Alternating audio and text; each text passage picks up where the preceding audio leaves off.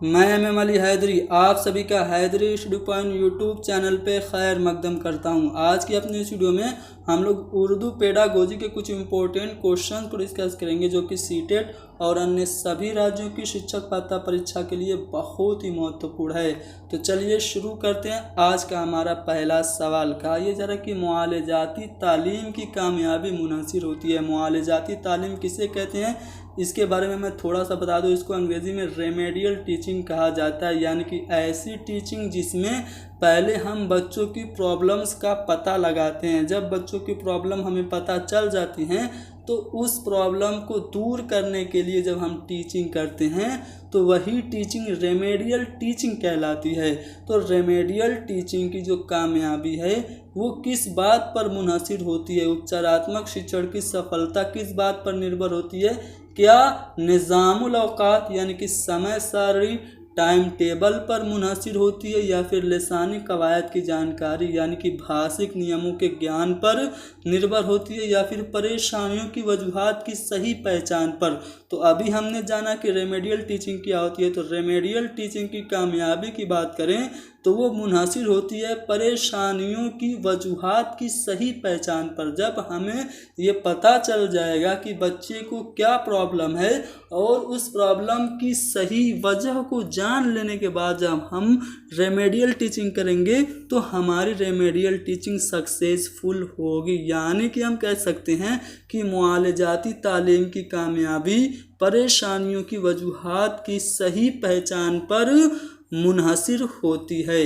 अगला जो सवाल है वो यह है कि उर्दू की जमात में अक्सर गैर उर्दूदा बच्चे सीखने में मुतफर्रिक मुश्किलात का सामना करते हैं। क्यों?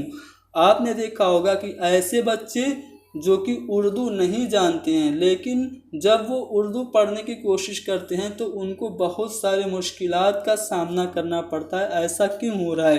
क्या वो मन लगाकर उर्दू नहीं सीखते हैं इसलिए उनको मुश्किलात का सामना करना पड़ता है, या फिर उर्दू सीखने में उन्हें कोई दिलचस्पी नहीं होती है, या फिर उर्दू बहुत मुश्किल ज़बान है, या फिर अक्सर उर्दू और उनकी मादरी ज़बान की बनावट में फ़र्क होता है? तो दोस्तों, ऐसा बच्चा जिसकी मादरी ज़बान उर्दू नहीं है और वो उर्दू सीखना चाहता है तो उसको दिक्कत इसीलिए होती है क्योंकि उसकी जो मादरी ज़बान होती है उसकी बनावट कुछ और होती है और उर्दू की बनावट कुछ और होती है। तो यही वजह है कि गैर उर्दूदा बच्चे उर्दू सीखने में मुश्किलात का सामना करते हैं क्योंकि अक्सर उर्दू और उनकी मादरी ज़बान की बनावट में फ़र्क होता है। अगला सवाल यह कि कहानी सुनाने से, स्टोरी टेलिंग से क्या होता है? क्या बच्चे खुश होते हैं, या फिर बच्चे दर्जा में तवज्जो के साथ खामोश बैठे रहते हैं, या फिर बच्चे नज़्म ज़ब्त में रहते हैं यानी कि अनुशासन में रहते हैं, या फिर बच्चों की कुव्वत तख़य्युल और कुव्वत इस्तिदलाल की नशोनुमा होती है, यानी कि उनका इमेजिनेशन पावर और थिंकिंग पावर, कल्पना शक्ति और चिंतन शक्ति ये बढ़ती है। तो जी हाँ दोस्तों, जब हम बच्चों को कहानी सुनाते हैं तो इससे बच्चों की जो चिंतन शक्ति है और जो कल्पना शक्ति है यानी कि कुव्वत तख़य्युल और कुव्वत इस्तिदलाल में बढ़ावा होता है, विकास होता है। तो चौथा वाला ऑप्शन सही है।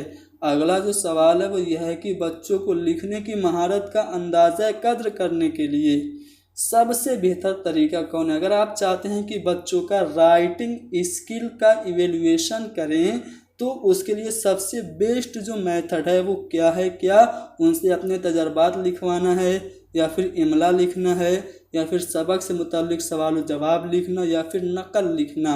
तो दोस्तों, बच्चों की लिखने की महारत का अगर आप चाहते हैं कि इवेल्युएशन करें तो आप उनसे कहिए कि वो खुद अपने अनुभवों को लिखें।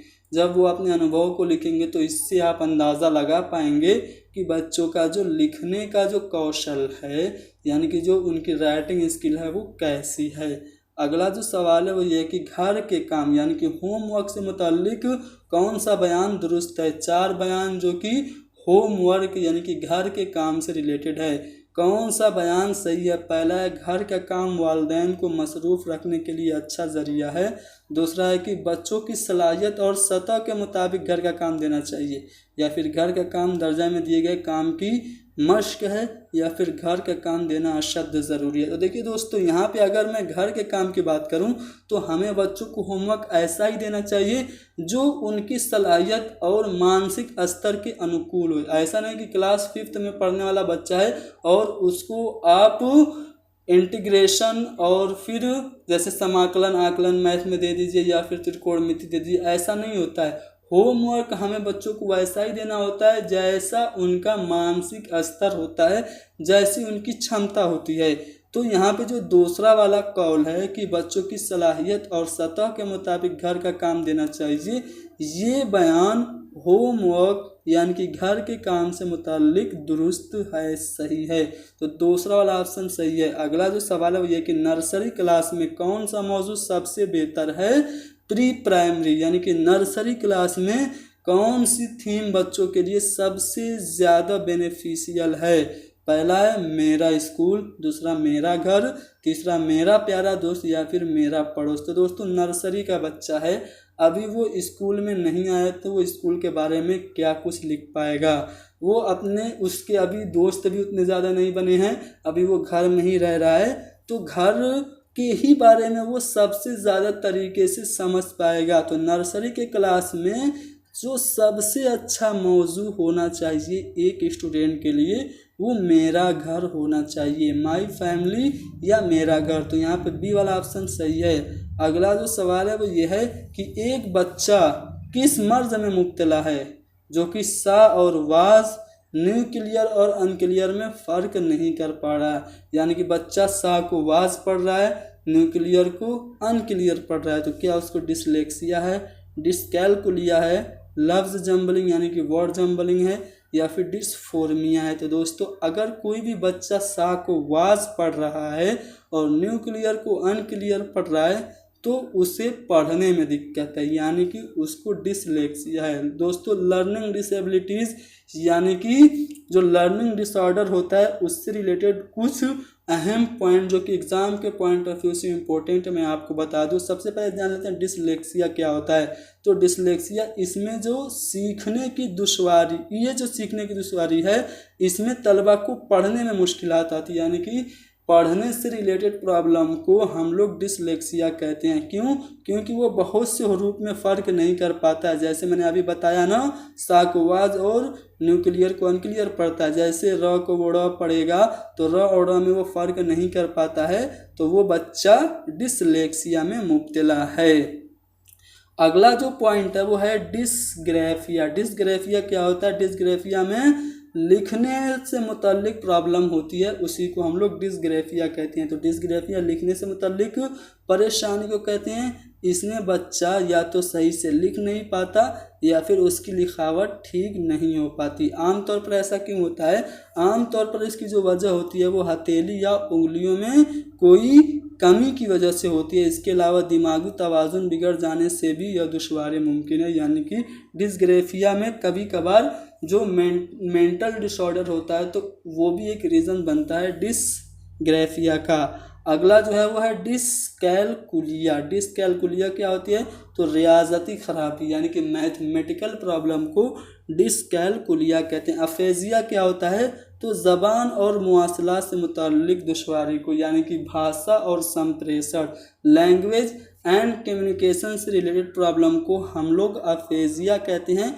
इसमें बच्चे अपने ख़यालात व जज्बात का ज़बानी इजहार नहीं कर पाते, यानी कि वो अपने विचारों को मौखिक रूप से अभिव्यक्त नहीं कर पाते हैं।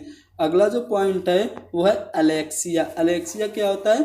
तो दिमागी अमराज की वजह से पढ़ने में दिक्कत हो, मेंटल डिसेबिलिटी की वजह से रीडिंग प्रॉब्लम जब होती है तो वो एलेक्सिया कहलाती है।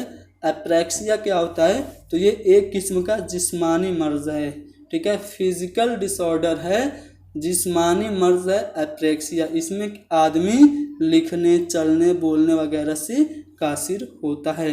तो दोस्तों, यहाँ पे हमने कुछ इम्पोर्टेंट क्वेश्चंस जिसमें कि ज़्यादातर जो सवाल थे वो सीटेट में पूछे गए थे, आप लोगों के सामने पेश किया। उम्मीद करता हूँ कि ये सवाल आप लोगों को समझ में आए होंगे। समझ में आए हैं तो कमेंट करके बताइए। हमारे चैनल को सब्सक्राइब कीजिए और इस वीडियो को ज़्यादा से ज़्यादा शेयर कीजिए। हर एक उर्दू के तालिब इल्म तक हमारी ये वीडियो पहुंच जानी चाहिए। Thank you very much.